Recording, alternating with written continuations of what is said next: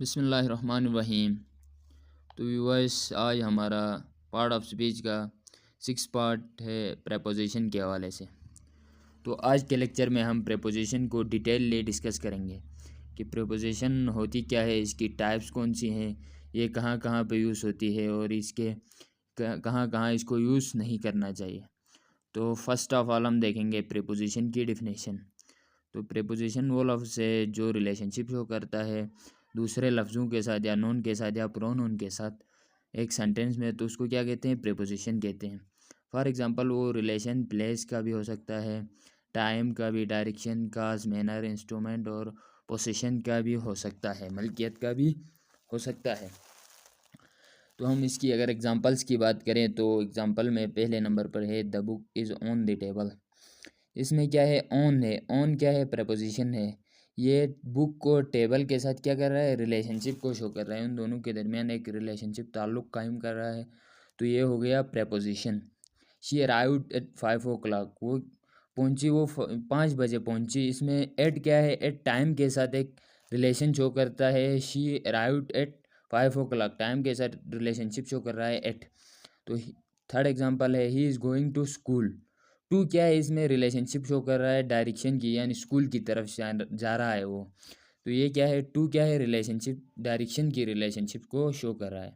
अगर हम बात करें कैरेक्टरिस्टिक्स ऑफ प्रेपोजिशन की, प्रेपोजिशन की खुसूसियात की बात करें तो ये हमेशा ऑब्जेक्ट से पहले आता है। ऑब्जेक्ट को क्या करता है, फॉलो करता है। ऑब्जेक्ट नोन भी हो सकता है, प्रोनाउन भी हो सकता है।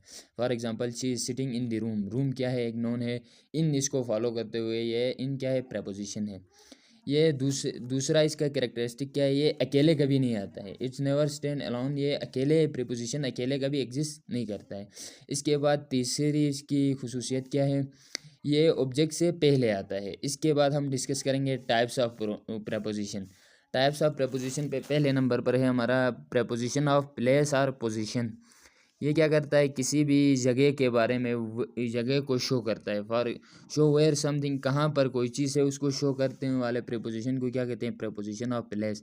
For example on, in, at, under, ये सारे एग्जांपल्स किसकी हैं, प्रेपोजिशन ऑफ प्लेस की हैं, जगह को शो करें। ऑन ऊपर को शो करता है, इन अंदर को, एट टाइम को, अंडर नीचे को, इसी तरह ये सारे हैं। इसके बाद दूसरे इसकी एग्जांपल, सेंटेंस वाइज एग्जांपल की बात करें तो the pen is on the table. On इसमें क्या है, ऊपर को शो कर रहा है, एंड प्लेस को शो करता है। कहाँ पे है पेन, टेबल के ऊपर है। The cat is under the chair, बिल्ली कहाँ पे है, कुर्सी के नीचे है, इसको शो कर रहा है। तो दूसरे नंबर पर हमारा आता है प्रेपोजिशंस ऑफ डायरेक्शन या मूवमेंट वाले प्रेपोजिशंस। ये क्या करते हैं, मूवमेंट को शो करते हैं या किसी चीज़ की डायरेक्शन को शो करते हैं। For example to, onto, into, towards, ये सारे डायरेक्शन को शो करते हैं। अगर हम एग्जांपल की बात करें तो he is going to market. To क्या है, ये डायरेक्शन को शो कर रहा है, कहाँ की तरफ, मार्केट की तरफ। She jumped into the pool. Into the यानी इन टू दी, किसी चीज़ के अंदर जाने को क्या कहते हैं, इन टू कहते हैं। तो इसको शो कर रहा है ये।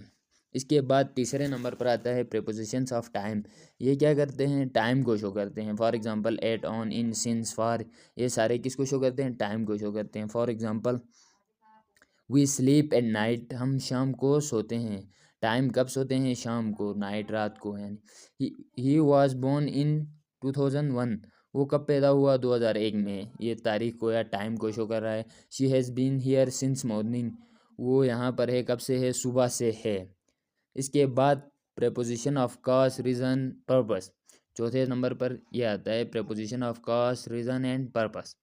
तो ये किसी वजह को शो करने वाले या किसी मकसद को शो करने वाले प्रेपोजिशंस को क्या कहते हैं, इस प्रेपोजिशन को शो करते हैं। For example because of, due to, ये एग्जांपल्स हैं। For example he could not come because of illness, यानी किसी वजह को शो कर रहा है, वो नहीं आ सका। क्यों नहीं आ सका, बीमारी की वजह से नहीं आ सका। तो इसमें क्या है, कास है, वजह है।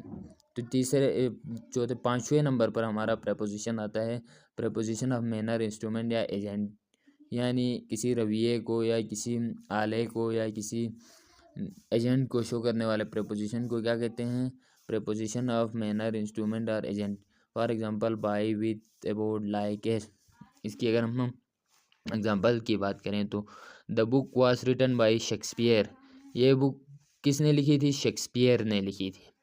तो he cut the apples with a knife, ये एग्जांपल्स हैं प्रेपोजिशन ऑफ मैनर वगैरह की।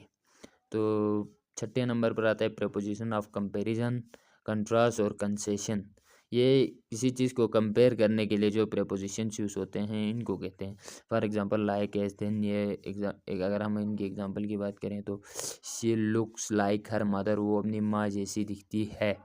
तो इसमें क्या हो गया, लाइक क्या हो गया, कंपैरिजन कर रहा है उसको उसकी माँ के साथ। इसके बाद हम कुछ इंपॉर्टेंट रूल के बारे में डिस्कस करें तो प्रेपोजिशन के कुछ इंपॉर्टेंट रूल्स हैं जो प्रेपोजिशन हम स्पेसिफिक टाइम पे यूज़ कर सकते हैं। फॉर एग्जांपल पहला रूल क्या है, पहला रूल ये है कि अननेसेसरी प्रेपोजिशंस को हमने कभी यूज़ नहीं करना है। For example where are you, एड को हमने इधर स्किप करना है, यूज़ नहीं करना है, ये अननेसेसरी है। वेयर आर यू, इसमें सिंपल वेयर आर यू हमने लगाना है। इसके बाद दूसरा रूल है, इसको कुछ प्रेपोजिशंस को क्या कहते हैं, स्पेसिफिक जगह में पार्टिकुलर प्रेपोजिशंस पार्टिकुलर चीज़ों के साथ यूज़ होती हैं, पार्टिकुलर वर्ड्स के साथ, पार्टिकुलर अल्फाज के साथ पार्टिकुलर प्रेपोजिशंस यूज़ होती हैं, ये फिक्स होती हैं। For example angry with, angry with आ गया, समन किसी के साथ एंग्री विथ आ गया तो विथ ही आएगा, एंग्री के साथ विथ ही आएगा। तो गुड एट, गुड के साथ एड आएगा, good at math, good at English, good at फलान, ये आएगा। इंटरेस्टेड के साथ interested in history, interested in इस्लामियात, इंटरेस्टेड इन फलान, ये चीज़ें हो गई। तीसरा रूल क्या है, तीसरा रूल है प्रपोजिशंस हमेशा ऑब्जेक्ट को फॉलो करती हैं, वो न कि वर्ब को।